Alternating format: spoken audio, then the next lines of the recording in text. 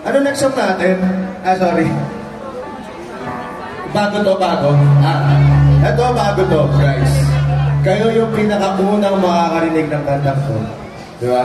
Itong song na to, never ni-release ng Matthew 7 dahil hindi kami naniniwala sa kanta ko. Kaya, ewan ko, ako, di ako masyado, wala akong, kasi feeling ko hindi ito malalaman ng ibang tao pag ni-release natin. So sana magustuhan nyo, ito next song namin na hindi pa namin na-release. This is, ano daw? Okay na? Okay?